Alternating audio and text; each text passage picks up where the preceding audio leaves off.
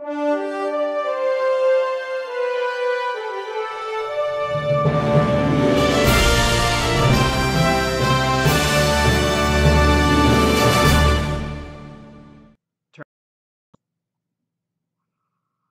right, it looks like we are on. All right, Seth, nice to see you. Happy holidays. Nice. Happy holidays, Dave. Thank How, you. I guess for you at this time, it's all about the kids, right? For the holidays, pretty It's going to much. be about one more kid in a couple of weeks. Oh, really? Wow. Yeah, my wife is basic almost 9 months, and we went to the obstetrician just 2 days ago, and they said that she's already started dilating, so it may be here sooner than we had expected. The due date was January 15th, but it looks like next week is the more likelihood. So it'll be a busy week for me because I plan on launching phenomgroup.com, my website, that week as well. So I'm going to be juggling some pretty important projects. Oh, congratulations. Have you found out if it's a boy or a girl?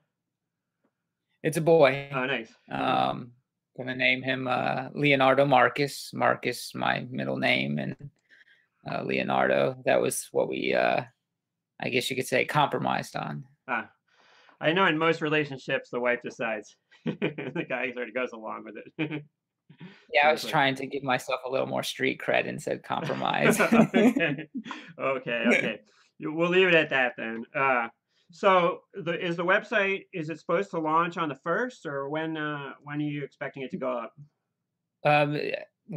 Someday next week. I have my last kind of training day, if you will, as an administrator on the site, Tuesday or Wednesday next week. So after that session, assuming we all feel confident with the back end works, then I'll be sending out all the VIP email notifications to those who have contacted me desiring to be on that list, so that when the site is live, they can go to the site, browse the site, decide if it is something they want to subscribe to, and take out their subscription that day.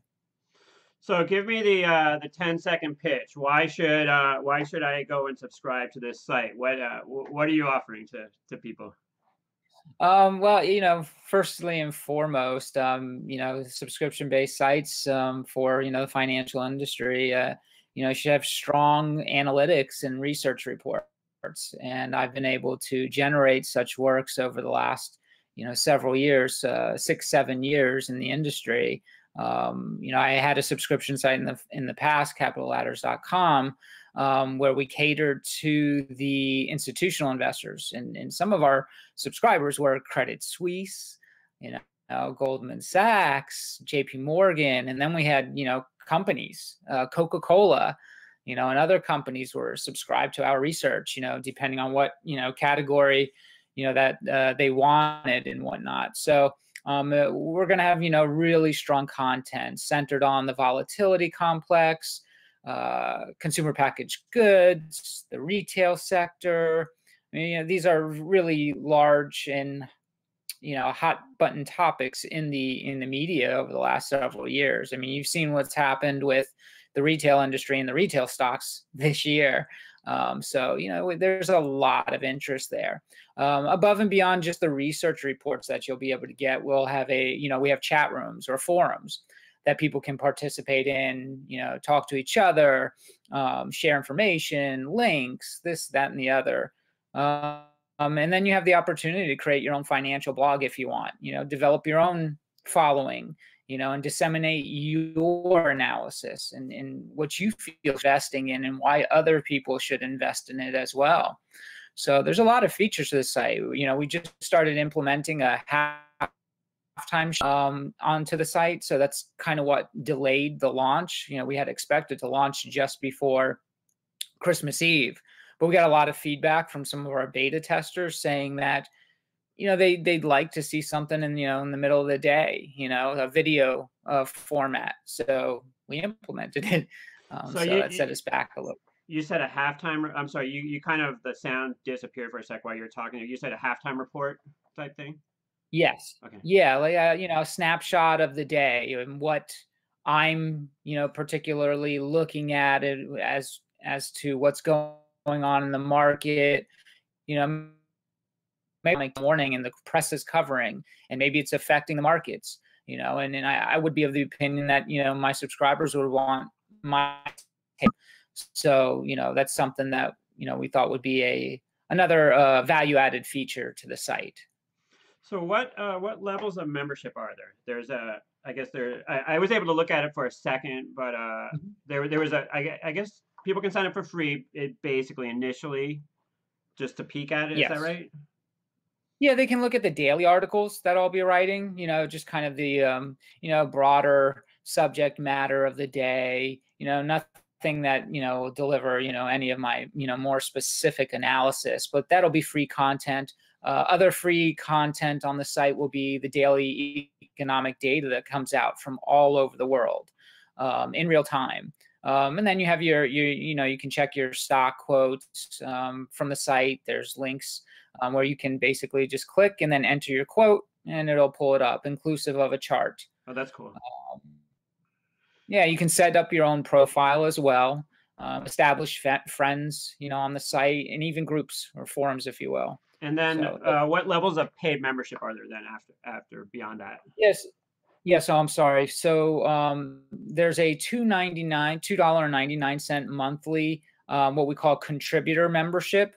That's for individuals who do want to start their own financial blog, as well as participate in the general forums. And the reason why we established that fee is because we want to keep spam off the site.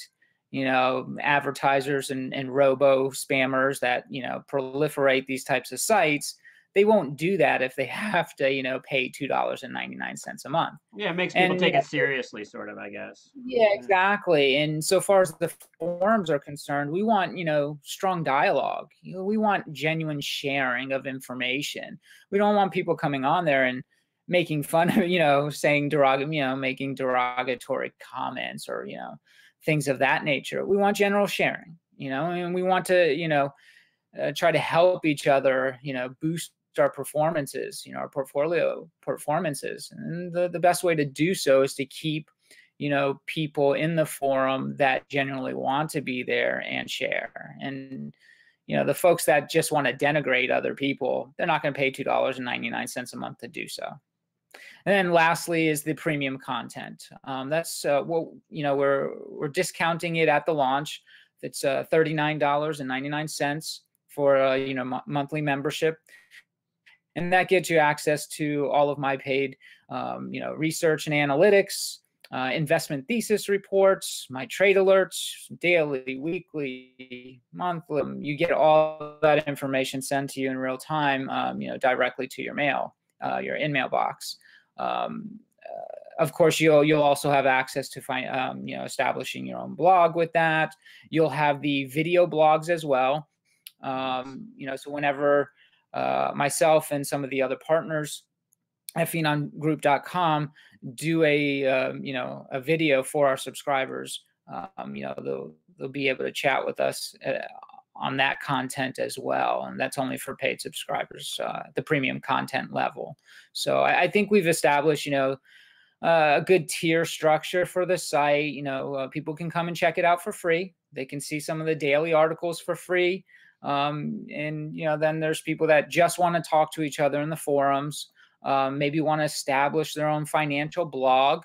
And then there's people who truly want trade alerts, investment thesis, and really strong research. And that's the premium level. Well, I mean, let's be honest. If one good idea is going to pay for that for years, I mean, really. So that's the way it works, really.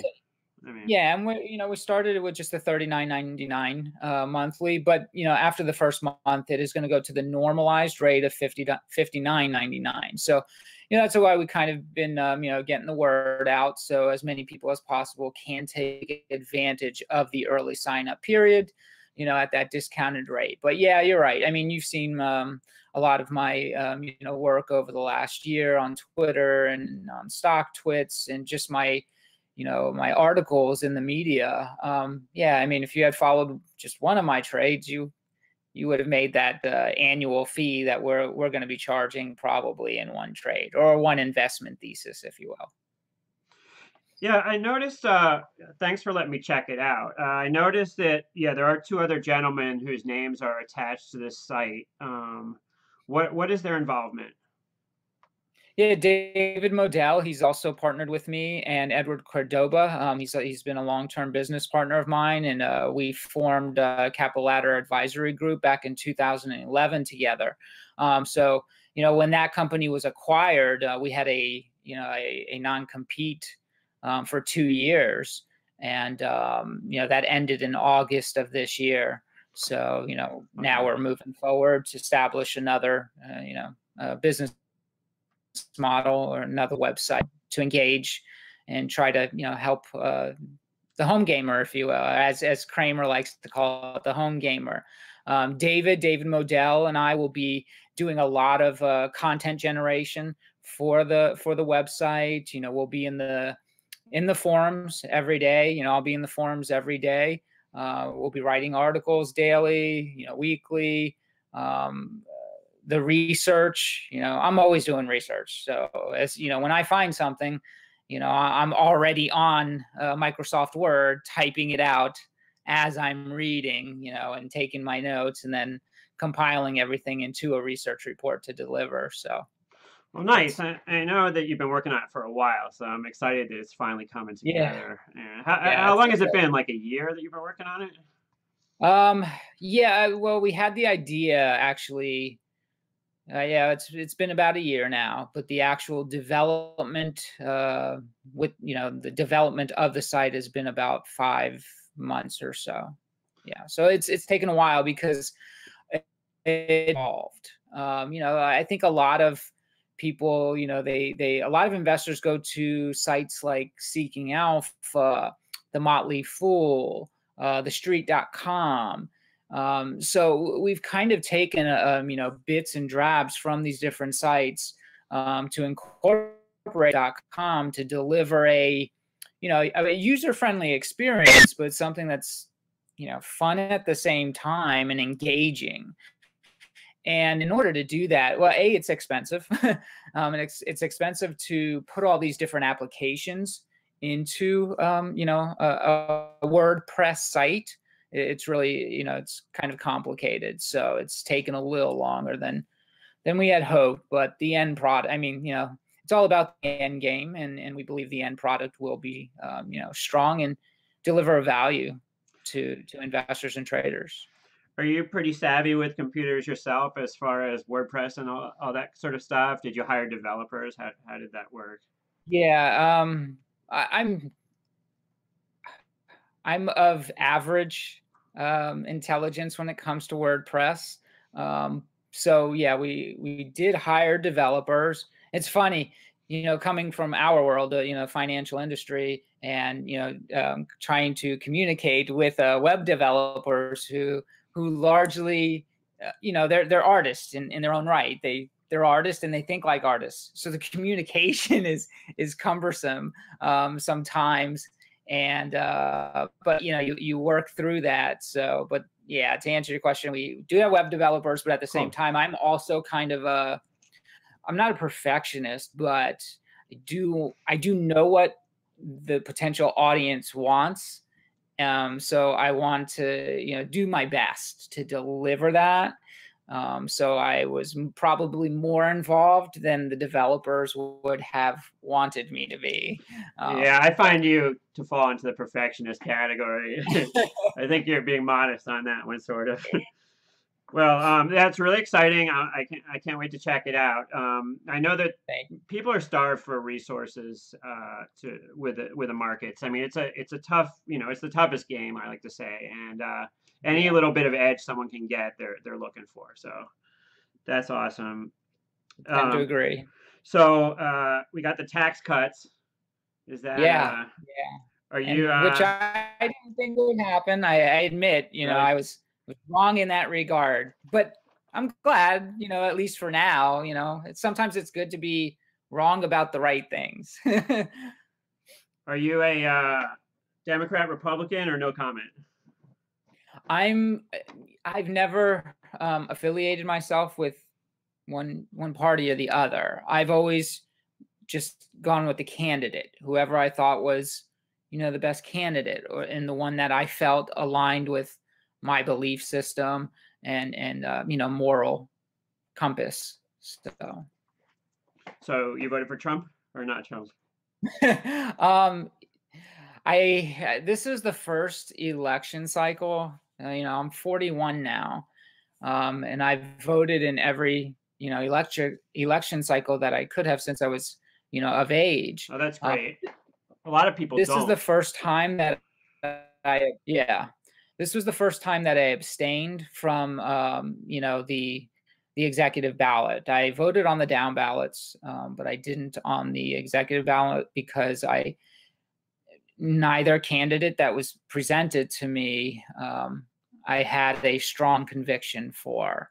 And that's not to say that they're not good people in their own right, and that they're not capable as they wouldn't have been capable as a president. I just didn't have I didn't have a strong conviction for either, and I didn't feel like either one aligned with my belief system and morals. So I couldn't do it, and I felt badly about it. I really did. I felt, and I had people on my Facebook, friends and family around the country that didn't agree with me not, voting. Because I had told them, I said, I just don't feel comfortable doing it. But sometimes that's just the way the chips fall. And hopefully next time I'll have a better, feel for the candidates, and maybe they'll show me something different that I can align with. Well, they were very, very unpopular, as you know. I mean, they both polled very, very unpopular. I can see why people would get on you a little bit, being in Florida as a sort of a swing state. But I'm going to give you a pass because you did vote in all the other elections. I have some guilt because I didn't start. My first one I voted for was, I think, Obama's first one. So I didn't, the first time or two I didn't. I felt guilt about that ever since. So you're okay. You've done all the rest, so that's fine. That's good. Thank you. So great year, huh? You had a good year trading? I did. I had, probably, my top or top two, greatest years in the 19 years now that I've been an investor and trader. So, 2017 was a standout year. That's awesome. It gives you, when you have such a year that we just went through, it gives you a little bit of, reason to pause. Because you just don't know how long this can extend itself for, so your natural human psychology just automatically goes to, a place that says this can't keep going. That's just the way I guess we're pre-programmed. So, I am, excited for the new year. You kind of start with a clean slate, your numbers all go back to zero, and you start over again. So, well, it really has been amazing. And especially like coming into this, the Christmas break and all that, just to watch the rally just continue to roll on and roll on. It almost seems like it was predictable that it would happen, but to see it actually come and follow through like that and just roll onward, it's like, it almost seems for a second like, oh, this is easy. And as soon as you say that, it's going to bite you. But it's been amazing, this rally. Where will volatility be at this time next year? Will we be in the 10s? Will we be in the 20s? Or will we be at 7? I mean, that was probably my most accomplished prediction, in my 19 years was, predicting that volatility would hit an all-time low. So when it happened, I was the very first person, on Twitter, tweeting out the article or the research report that I had, written that forecasted, that event. So. Oh, wow. So you predicted this when did you predict it? I would say, I think it was back in March. Wow. February or March, maybe, of this year, publicly, publicly. My thesis, since 2012, when it comes to volatility and the VIX, my thesis has always been, amongst, my clients and the different hedge funds and asset managers that I consult with, my thesis has always been that volatility will find a new low. It has no ability to do anything but that long term. So that's always been my thesis. I think I coined the phrase that, volatility, we become desensitized to it over time, so eventually volatility has to find a new low. I remember when I first, but yeah, so far. Yeah, I remember when I first met you online, you making that statement to me that, like, this is trending lower. It's gonna continue to trend lower, and that was one of the first things that really impressed me about you, is that you having that conviction about it. Do you think this is a systematic thing as far as structure of the market to some extent? And by that I mean, like, now that the way people have changed the way they invest now, the way 401k money streams in, quote unquote algos and things like that. Yeah, it's a compilation of various factors, whether it's the central bank put, as they put it. So you have central bank involvement. You have ETF proliferating. So it's just a lot easier for investors to diversify through ETFs. So you have that much greater conviction or positive sentiment when it comes to investing capital from investors of all classifications. So whether it's central banks, the ETFs, just having gone through some very serious the financial crisis, the dot-com bubble, 9/11. We've seen some pretty, horrific times, in the U.S. economy and the U.S. history, and have realized growth thereafter and stabilization of our society thereafter. So, the human psyche kind of takes that all in and says, what could possibly happen next that is worse than what has happened in the past? So, and that reflects in the stock market. It reflects in volatility. People just aren't afraid of, all that much anymore. Even over investing. When you look at money flows throughout the year, I think you and I have talked about money flows in the past.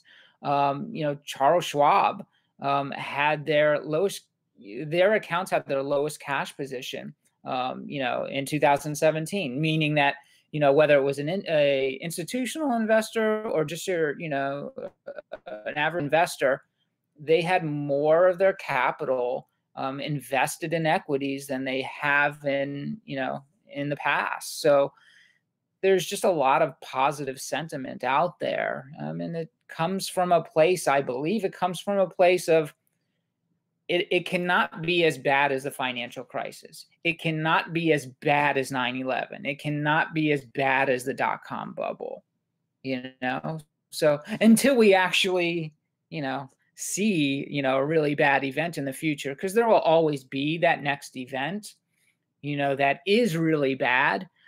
So, to your former question, where do I see volatility next year?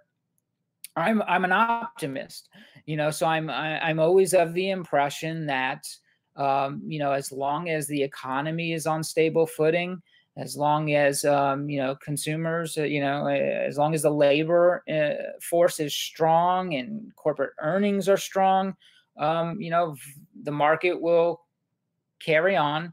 Volatility will express, very complacent levels. I guess I would say the summer of next year, we might hit a hiccup. Because we have midterm elections, and there's just going to be a lot of angst and media, focus on the implications of the midterm elections and how that could, if the Democrats take, the House or the Senate, it shifts the balance of power. And, the Democratic Party right now is not, looking very favorably at this the tax reform bill. So what could that mean so far as, possibly repealing it?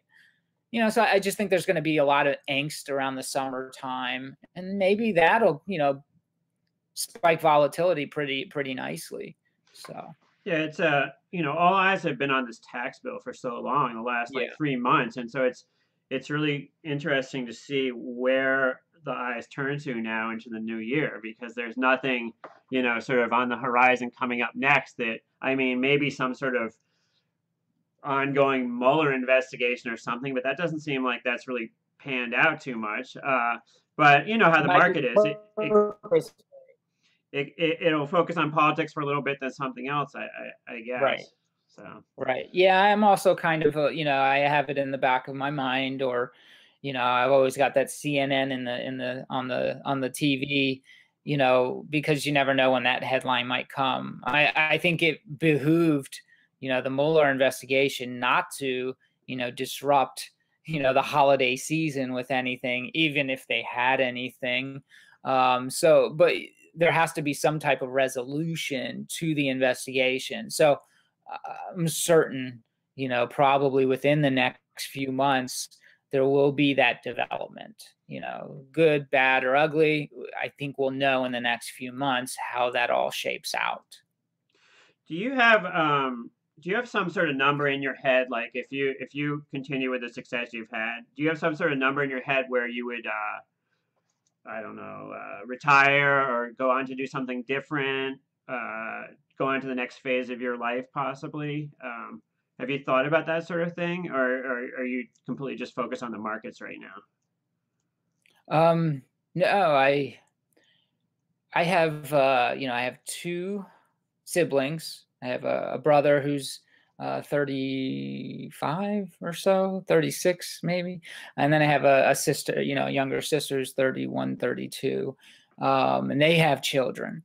They both have, one has 3 and the other one has 2. And now I'm going to have my second child. I have a 2-year-old and 2.5-year-old, and now I'm going to have one. So, I'm a dad, I'm a father to all of them. I lost my parents young, and I basically have raised, my brother and my sister, from the time they were a teenager and just before my sister was a teenager. So I just have always had the mindset where I have to take care. I always feel like, even though they're stable, they have very good careers and very good families, and homes and everything like that. I guess you could say it's never enough for me, because it's not for me, and I'm always going to worry if something should happen to them that they don't have, enough financial wherewithal. So pretty much, a lot of what I accumulate, if you will, I always have the plan, it's always in my mind that it goes to them eventually. So the more I can accumulate, I think the better for them. Plus, it's not just the accumulation part. What I've done over the last several years is just engage the broader investment community and meet a lot of really cool people, and really a lot of good people, and share, my trading strategies, the way I do research. I've, encountered a lot of people that are like, Seth, how do you get this granularity of detail, and you're, because my articles tend to be really long-winded and just have, just a lot of granularity in them.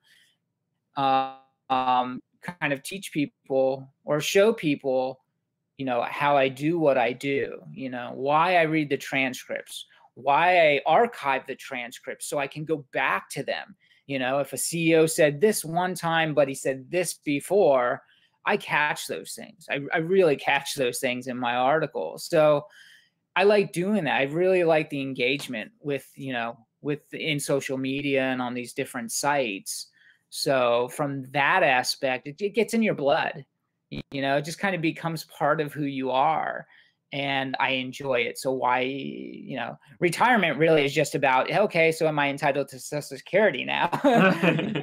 But other than that, I probably would never find myself just, you know, kicking back with a margarita on the beach and not looking at, you know, my stock quotes, you know, so, or looking at, you know, what's going on StockTwits or on Twitter.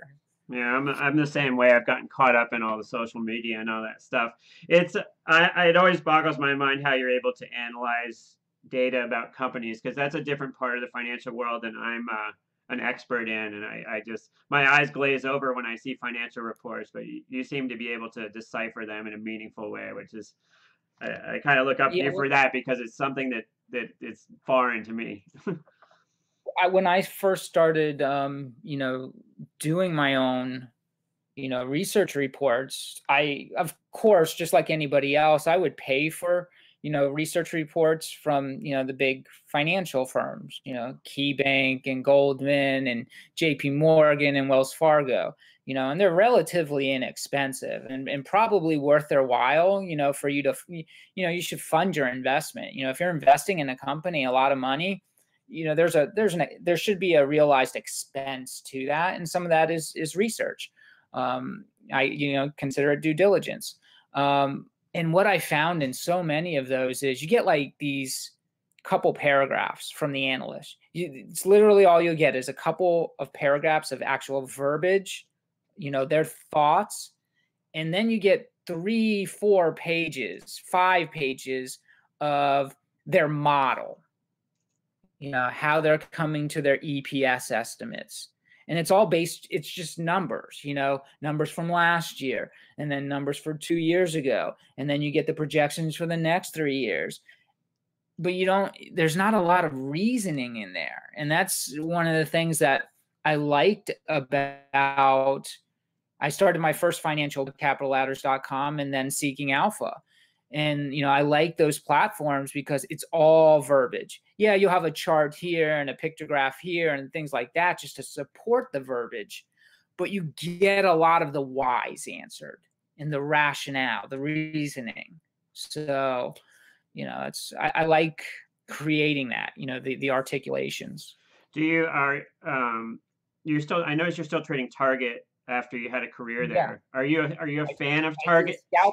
I did a scalp on Target Oh, nice. Well, I had bought the shares yesterday before the close and flipped them out this morning. So yes, I'm still trading Target. Yeah, I'm sorry, your question was again? I said, are you a fan of Target, or are you bitter towards the company in some way? Or No, I love the shopping experience. I love the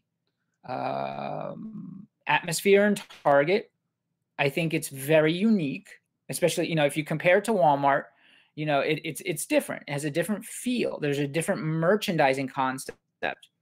Is it the right merchandising concept? In my opinion, no. Okay. It doesn't mean I don't like the way, you know, it suits my style. But, you know, long term, I don't think it's ideal. And I've expressed that over the years, why I don't think it is. But, you know, what's, you know, back to my point about, you know, my articles and the detail, I had explained to readers some of the shortcomings in Target's merchandising strategies, the pitfalls, the holes in their merchandising strategies. I had expressed those way back in 2012, 2013. How, you know, you go into a Target, you have these nice, clean, wide open aisles. You don't have to worry about navigating around stuff like you do at Bed Bath & Beyond or at Walmart, right? I remember you saying that before. Yeah, that's interesting. Yeah. But that can only, you know, you can only have that merchandising strategy for so long because there's tipping points. You reach saturation points where, okay, I've got all this retail square footage and I'm dedicating a lot of it to the ease of navigation, the shopping carts, you know, that has to end. And as we've seen this year, Target finally started monetizing some of that retail square footage. They started putting these little what they call shippers in the main racetrack aisle. With the main racetrack is your big loop around the entire store. So they started putting product in those main aisles. And they started putting it up by the main stretch of cashier. They put the battery, battery fixture there, and they put gift card fixtures there. Release of DVD Tuesdays there. I had, because I've consulted for Target, and these are all things that I've expressed to them during my years at Target. I'm like, we have a lot of retail square footage that goes completely unused. So I was pleased with the fact that finally this year they're monetizing that retail square footage. So I like what Target's doing. I think there's an opportunity for them to surprise to the upside for the fourth quarter, and they have really easy comps. In the first and second quarter for next year, they have really easy comps. And if any aspect of this tax reform bill filters into the pockets of, the consumer, it likely will also filter down to, for Target in the way of foot traffic and sales. So I like their potential. Well, I know a little bit about what you're talking about because I worked in management for a company called Speedway for a little while. And they really studied it's a huge science, like what goes where on each aisle. And I mean, it has to have on the shelf. Yeah. They would redo it all the time, like change everything around all the time based on some small study that said this would sell X amount more per foot. It's a total science. Yeah. What do you mean when you say comps? When you said same store sale comparisons. Okay.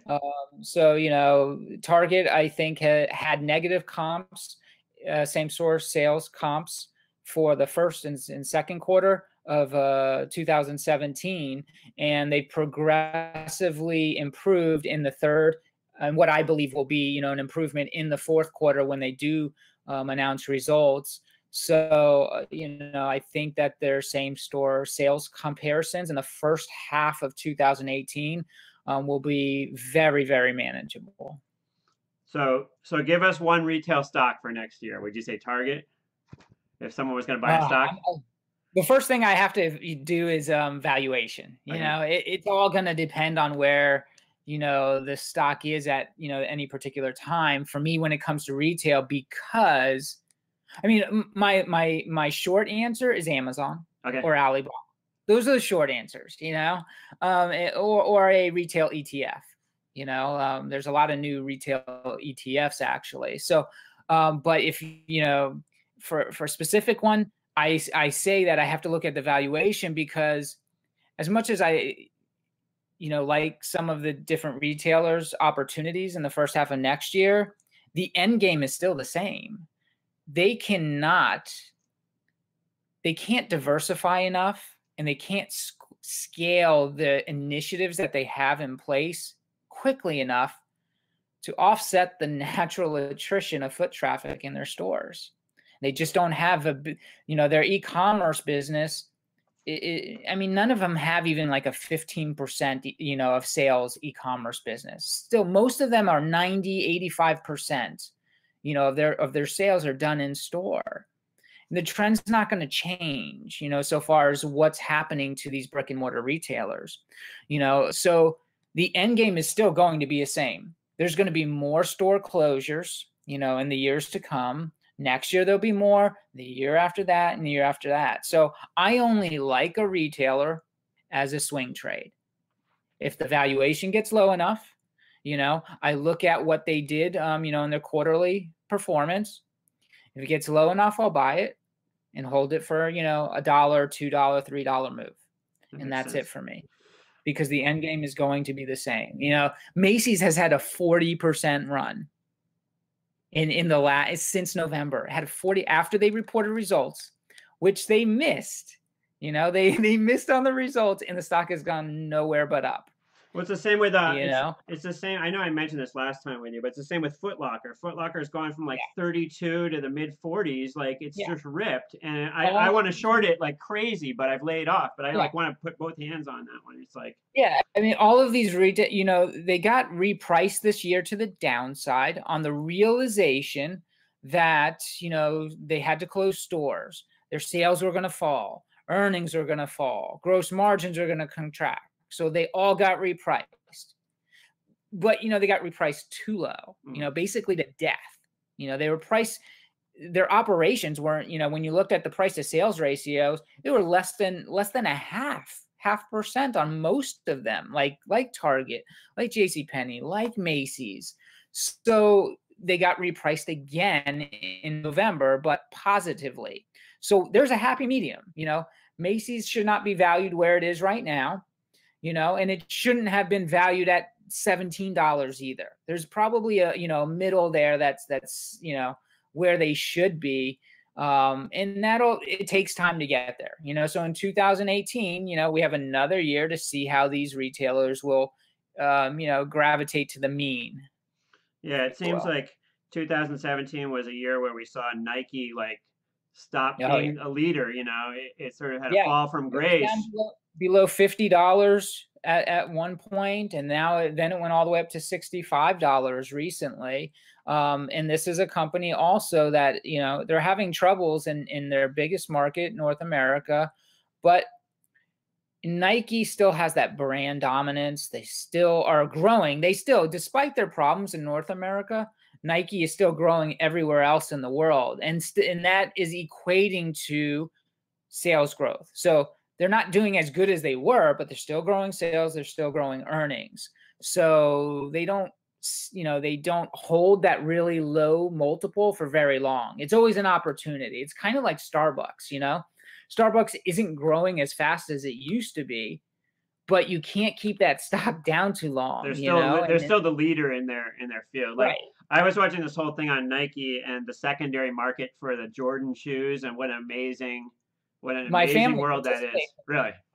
My brother-in-law has his own online eBay shoe store, and they proliferate, do the sales of the Nike, the Air Jordans when they launch, or the Yeezys. I know some of the younger kids out there, they know the Yeezys, and those are the most popular now. But yeah, I couldn't believe it. They get like $250, $300 for a pair of Air Jordans because they're limited. They're limited supply, and because my brother-in-law gets them, through his source, it's just easy for somebody to contact my brother-in-law and say, yeah, I'll pay the 50% markup. Just ship it to me. I don't have to go to the store. I don't have to wait online to find out there's no more left. I'll pay more money if you just ship it to me. So yeah, I know all about that stuff. It's amazing watching those sneaker channels and stuff on YouTube. Those are crazy. My sweetheart is into, I think the most expensive possessions she owns are her Jordans. It's kind of funny. Anyways, well, listen, thanks for doing this. I want to apologize again for messing up the sound last time. But you're my when I saw you last time, I was just starting in this stuff, but now I'm an old timer. I've been doing it for a whole 3 months now. So I love your videos and the style and the gold chain. Well, piece de response. I love it. It's been fun, and it's very easy to talk to you, of course, because we're sort of already friends from the StockTwits. I'm so happy that somebody figured out how to put StockTwits back to the old way today, because it was driving me crazy. Yes, I saw that from I think it was FLE maybe. Yes, exactly. Smart guy. So much nicer. Very smart guy. Anyway, yeah, absolutely. So best of luck with the website. I'm definitely going to at least go for the $2.99 starter and set up my blog. Up there. So that would be fun. We'll get your videos up there. Oh, I know you're starting to get a pretty substantial following. So before you become famous, I want to get your I want to get your videos up there as well. Well, I'm excited to hopefully this year make the transition back to full-time trading from having a day job. So that's my goal for this year. So hopefully things go well, and I can do that. This interview stuff's for fun and to meet new people and stuff. Helps people. Yeah, you're giving people the opportunity to see the inner workings of some pretty strong professionals. I watched your interview with Vance Hardwood That was fantastic, and he doesn't do a whole lot of interviews. So I think you're adding a lot of value to the investor community. So kudos, keep up the good work, and please, have me back anytime. Oh, that's very nice of you, Seth. Thanks a lot, and best of luck for the next year. Take care. Thank you, David. Take care. All right, I'm going to click it off here.